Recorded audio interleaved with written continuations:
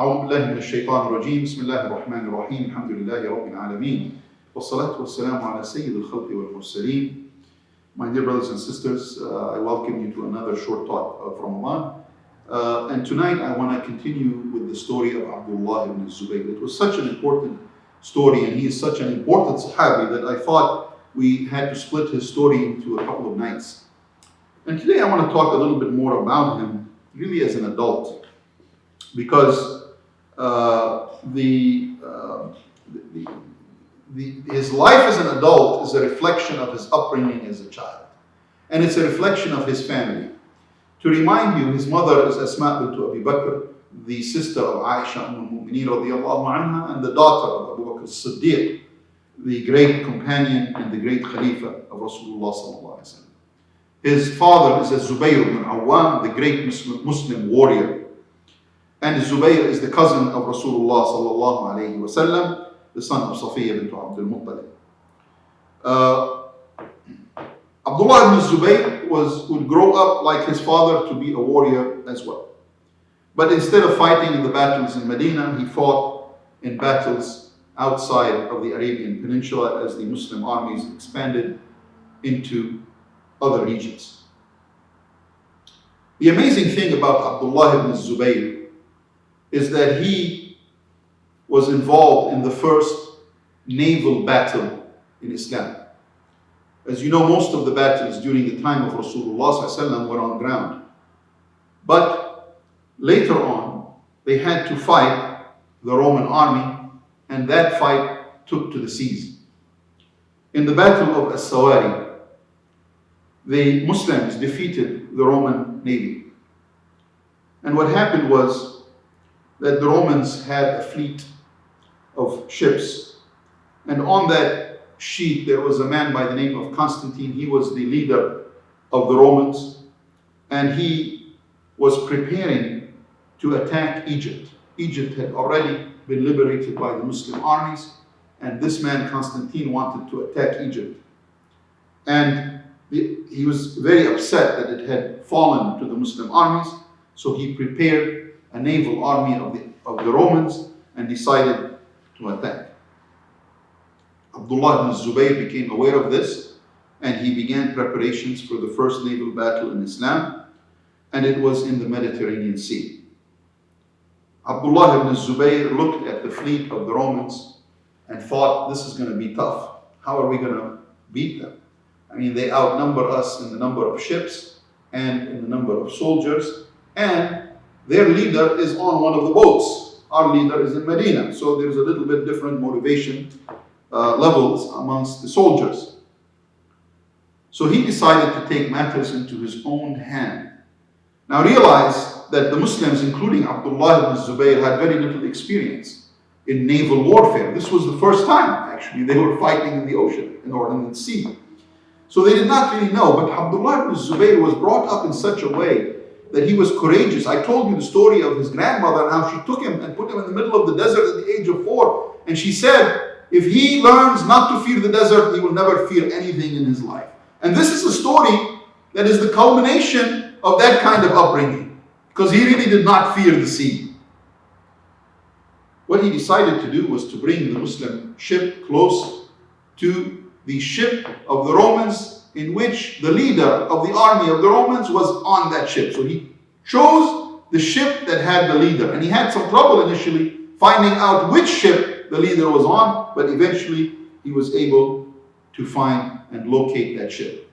He brought the Muslim army ship close to that of the Romans, and they tried to fight and keep it away and run away from it, but they were not able to, because Abdullah ibn Zubayr was swift. That was one of his skills as a warrior. He was fast. I told you last time that he penetrated the lines of the army with his horse and killed the leader of the Romans in one battle.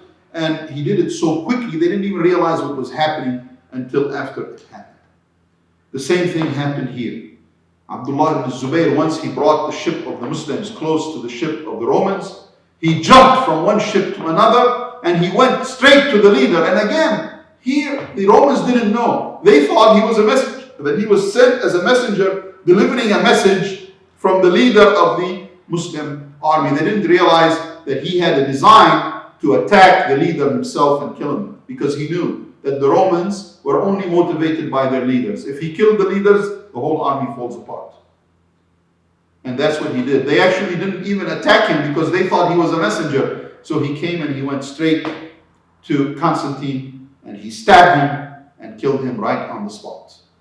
Not only that, but he was able to escape, because you can imagine when he killed the leader, the guards around him wanted to kill him. He was able to fight them off. And he rushed back and jumped back to the Muslim ship. And the Romans were in complete disarray. Constantine had died, and the news began to travel quickly, and they decided to retreat.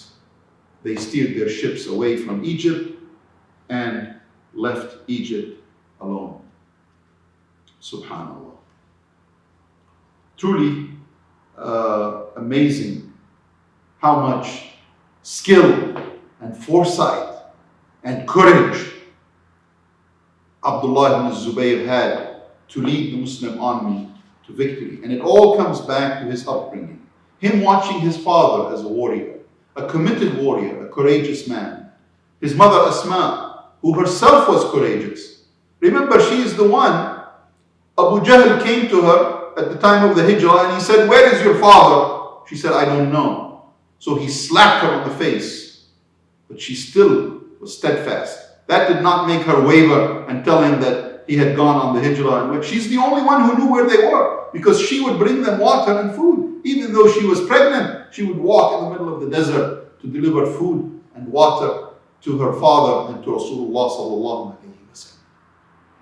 Really amazing courage. I'll tell you another story about Asma later and her courage with her son. Abdullah ibn Zubayr spent a lot of time in the home of Aisha radiallahu anha. He learned from her the ways of Rasulullah sallallahu alaihi wasallam. He learned from her the hadith of Rasulullah sallallahu alaihi wasallam. Abdullah ibn Zubayr, many of you may not know this, but he was declared the Khalifa for 9 years. So for a period of time, the Umayyad Khilafah was in Damascus, and Zubayr, Abdullah ibn Zubayr, was in Mecca. And he ruled over Al-Hijaz, which is the western part of current-day Saudi Arabia, and parts of Al-Iraq. And he had his brother Mus'ab as his governor in the regions of Al-Iraq that were under his control. The difficulty was that Abdul Malik ibn Marwan, one of the Umayyad Khulafa, did not like the situation where there are two Muslim leaders, and he tried to convince Abdullah ibn Zubayr to step down and to submit Al-Hijaz and portions of Al-Iraq to the rule of the Umayyads. But Abdullah ibn Zubayr did not want to do that. He felt he was in the right. So there was a dispute.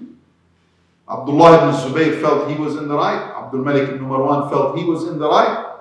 But Abdul Malik ibn Marwan decided to dispatch Al-Hajjaj ibn Yusuf al-Thaqafi, one of the strongest military leaders of the Umayyad period, from Iraq to Mecca. And it was a dark period in Islam because Muslims now were fighting each other. And Al-Hajjaj prepared an army and went to Mecca, and he wanted to remove Abdullah ibn Zubayr by force. The problem was that Abdullah ibn Zubayr did not have a strong army. He had a small army. It was poorly equipped. Al-Hajjaj, on the other hand, had a very strong army that was armed with the most modern weapons. Not only that, but Al-Hajjaj himself had a brutality to him that very few people had. That's what really made him a good military leader and a successful military. I don't want to say good, I want to say successful. He was a successful military leader. And he would reach Mecca, and there would be conflict in Mecca, Al-Balad al-Haram, the sacred city. There would be a conflict, not between non-Muslims and Muslims, but between Muslims and other Muslims. And Abdullah ibn Zubayr was trapped. He could not win this war. He knew it. He entered upon his mother Asma. By this time she was older in age, and he himself was old. He was 73 years old, because this was in the year 73 of Hijrah. Abdullah ibn Zubayr entered upon his mother, and he was sad by what has happened to his reign and his rule as a Khalifa. And he told his mom, he said, I don't think I can win, but I do think I'm in the right. I don't think that the Umayyads took the rule of the Muslim world in a proper way. And I think that I did so correctly. The people basically voted for Abdullah ibn Zubayr in his regions. She looked at him and she said, if you believe that you are in the right, then be steadfast and do not give up as long as you feel you are in the right. And Abdullah ibn Zubayr, with a small army that he had, decided to face the army of al-Hajjaj, and a battle would ensue, and he would die a martyr in the year 73 of Hijrah. And with his death, that was the end of his rule. 9 years he ruled as a Khalifa over al-Hijaz and parts of al-Iraq. One of his great accomplishments, which till this day we continue the accomplishment of Abdullah ibn Zubayr. He was the first leader to put a garment over the Kaaba. The Kaaba used to just be a bare building. But he decided to put a garment out of respect for Al-Kaaba. He was the first one to do that. Not only did he put a garment over Al-Kaaba, he also used to put on that garment perfume. He would get perfume so it smelled good, so that when people came to visit Mecca and they would circumambulate around the Kaaba, they would smell the musk that he would put on the covering of the Kaaba. And until this day, that tradition of covering the Kaaba with a piece of cloth has continued from the days of Abdullah ibn Zubayr. That ends his story, a brief summary of his life. Abdullah ibn Zubayr was truly an amazing young man who would mature into a Muslim and believing adult, who worshipped Allah with sincerity, and who fought for the cause of Islam at tremendous risk to his own life and to the life of his family. And a man who would die a martyr, perhaps unjustly, but that is the history that we have. And a man of courage, a man who stood for what he believed in. It is that kind of upbringing that we need to impart on our children. They have to believe in something, but belief cannot be out of weakness.